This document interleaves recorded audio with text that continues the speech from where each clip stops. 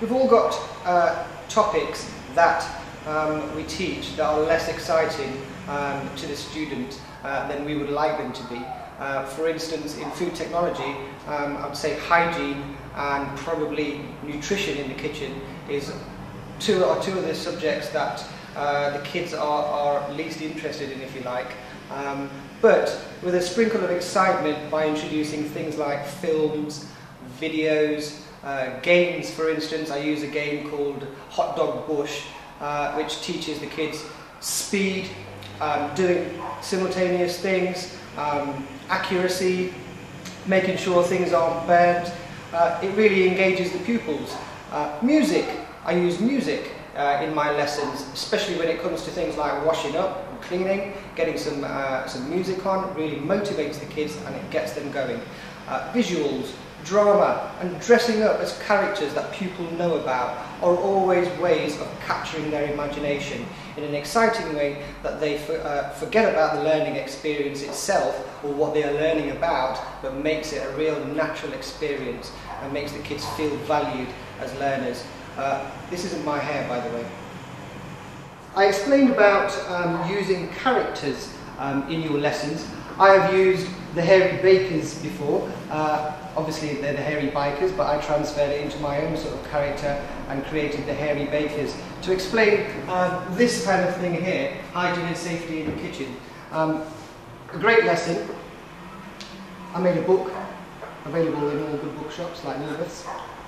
And you can see that it's got my family on there. The kids, when they see your family, kind of almost melt, if you like, and they think you're kind of on their sort of level, rather than this authority sort of figure, and they kind of see you as a normal person, if you like, which is really strange, but it's true. Using a character like the Hairy Baker just instantly adds a little bit more glamour and excitement to a very basic subject like hygiene and safety.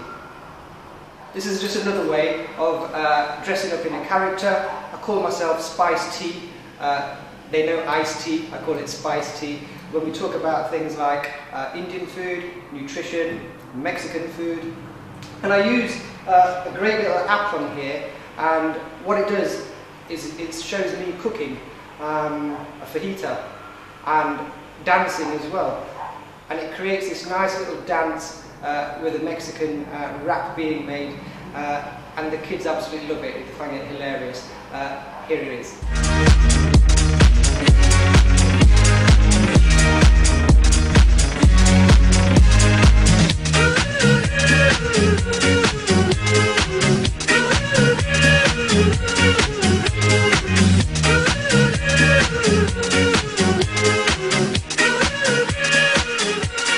Barbara Streisand.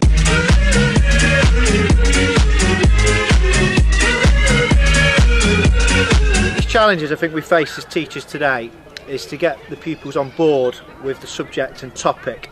I think that's vitally important before they even can be able to start learning. If they're not on board with what you're doing, okay, you're almost wasting your time. Okay, there are lots of different ways in which you can get the kids engaged in what you're trying to deliver, but trying to take things out of the ordinary is very important. Trying to make their experience in your lesson memorable, something that they'll go home and talk to their parents about, is crucial. One of the techniques we use in PE to try and grab the kids' attention is to show them video clips of professional sportsmen doing amazing examples of the particular skill that we're trying to teach. For example, in rugby, show one of the Leicester Tigers players doing a behind the back pass. If you're doing a lesson on passing, just sort of grabs their attention to the possibilities of the skill that you're trying to do. We also use in things like athletics, world records. They're great for again getting the kids wowed and infused in what you're trying to do. If you actually physically show them how far somebody has thrown a javelin, you know, from here to, you know, that house over there, you know, straight away they're like, wow. And especially when they've had a go themselves, it can be a very engaging and powerful tool. I also think it's important that we can show the kids what we can do as teachers. We are professionals and supposedly we are experts in our subject area, and I think the pupils want to see us doing, you know, our stuff at times.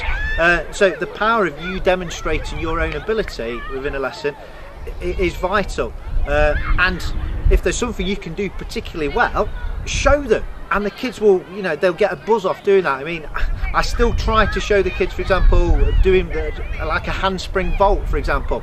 You know, I'm a bit scared doing it each time, but the power that has in the rest of the lesson, because they see you having a go and doing it, and then they want to have a go as well. I think at times teaching is almost like a performance. We are almost there to sort of entertain the pupils. If they're entertained, they're more likely to be engaged in their learning. Go with your own personality, inject as much humour in as you can. If something funny happens in the lesson, go along with it. It helps create that atmosphere in your lesson that's positive, and it will make it memorable. Even if at that particular point learning is disrupted by something funny, that will actually help have a positive influence in the future, as long as you deal with it in a correct way. So in thinking about how to engage children in the primary age ranges, especially some of those hard to reach children, I spoke to my daughter Charlotte, who's in year 6 this morning, and Charlotte said that she had a boy in her class who used to be quite badly behaved, but now he wasn't. He was a good lad and he worked very hard. So I asked her why, and she said, well, it's because the lessons that we do are real. And we feel there's a purpose to them all, and we've got something that we know is really important we've got to do, and that got sort of me thinking about quite a lot of the lessons that I've seen at this school and some fantastic teaching. One lesson that springs to mind is a lesson I saw a few years ago. It was a year 5 lesson. The teacher started off the lesson, first 20-30 seconds, completely sort of normal lesson it seemed to be. The classroom assistant came in and asked the teacher to come outside. And the teacher said, well, I can't really, I'm sort of being observed. And the classroom assistant said, well, it's the builders on the phone for the house that you've moved into. They need to know the measurements for all of the rooms, because they need to be able to put the carpets in the rooms. And they need the information by 12 o'clock, which was sort of an hour after that point. So the teacher came back into the room and said, look, right, you've got to help me out on this one. I need all the measurements for all of the ground floor and all the upstairs floor of my house. I've got all the plans for all the rooms. You've got to help me out. Now, the children genuinely believed they had to do this. This was obviously a lesson on area and perimeter, and they needed to find this out. So the children got into groups. They knew they had a time limit on it, or they were challenged. The teacher went round sort of assisting, and obviously some of the more able children had quite complex shapes of rooms to work out. And some of the lesser abled had more regular shapes, but there was a real purpose to it all, and there was the real buzz in the classroom, and it was a fantastic lesson. It was just an example of how making it real for the children and a real purpose can really engage them. And I mean, you've recently had a lesson yourself like that. I have. I taught a year 3 class. We just started a new unit on letters and authors, and I thought, how can I get the children really motivated? How can I get them excited? So we decided we were actually going to send our letters to our author, which was Julia Donaldson. But to further engage the children, I'd got my teaching assistant to dress up as a witch, and she came into the classroom, and she was one of the witches out of a book, one of Julia Donaldson's book called Room on a Broom. And so she told the children how she had a spell put on her, and so she was unable to write, and asked if the children could help her out by therefore writing a formal letter of complaint to the broomstick makers because her broomstick had snapped in 2.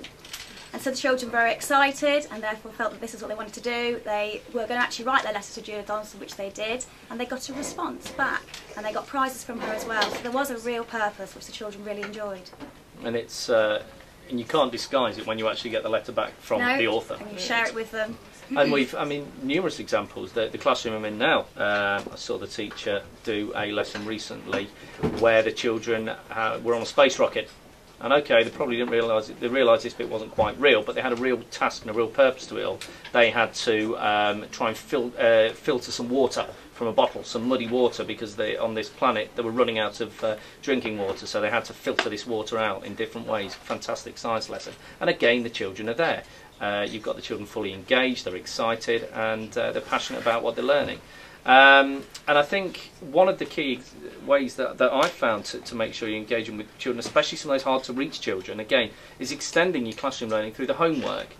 Homework obviously traditionally has been something which has never been the most popular thing with children, but how we tried to do it at this school, and many other schools doing it in a similar way, is to be very creative with our homework, to allow the children to actually take an area that they're really interested in a particular topic, something for example in Britain since the 1930s, and if that's the area that they're really interested in, they can go off and research that. They can produce and present however they want with their homework.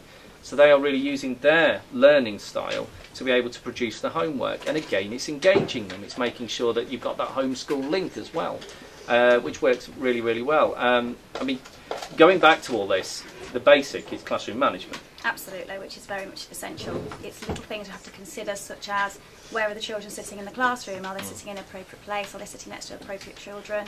Can they actually see the teacher at all times? Also things like, are your resources ready? As soon as you start teaching a lesson, you need to make sure your resources are there. You lose the children if you go around putting the pencils out, putting out pieces of paper, then the management starts to go downhill. So that's very important, including differentiation of lessons as well. You need to make sure that all lessons are appropriately differentiated, not too easy, not too hard, or again, management can be an issue. It's keeping the pace really as well, because if you have those children who quite easily might sort of switch off, if you've got this exciting teaching, if the pace isn't there, the pace of learning and the pace of activities for them all, if that's not appropriate and challenging for them all, they are going to switch off. We'd switch off as adults doing whatever in life. So we must make sure that obviously the challenge and the pace is there.